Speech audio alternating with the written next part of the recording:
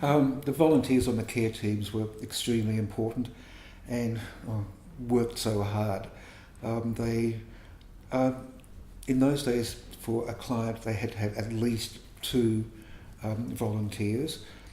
They used to give support. So a care team could be 2 volunteers, sometimes up more than 20.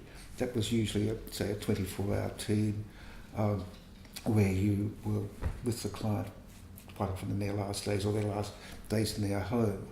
But the care teams were, as I said, we tried to match the volunteer with the client, and as I said, this worked well most times.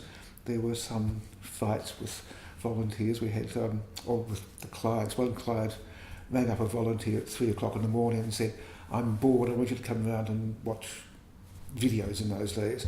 And the client had no regard for the volunteer at all. So the volunteers were very, very patient. But they had to do a great deal. There was training for the volunteers. There were, I think it was about 4 weeks at Fairfield Hospital, and we were trained in care situations, which were pretty daunting at times. One situation we were role-playing, and the woman, the nurse who was organising it, said, "Now, this is how you get somebody off their seat into the toilet." And so I was standing there, and she said, "Ian, where are you going?" I said, "Oh, well, they're doing number 2. And she said, "Ian, you might have to wipe their bottom." And I said, "I'm out of here. I'm not going to be involved with that."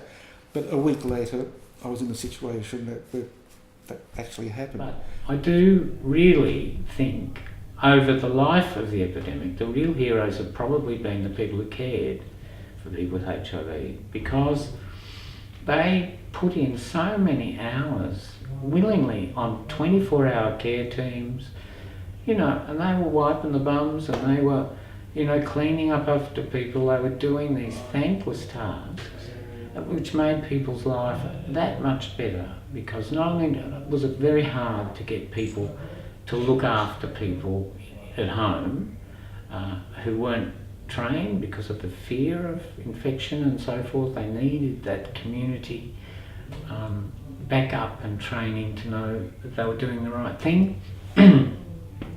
It was just that much better for people with HIV who felt stigmatised to be in their own home with the people they knew, weren't judging them, were supportive, and it was just the loveliest thing. And people who volunteered will tell you they got more out of it than they gave, but without those people I don't think we would have done anything near as well.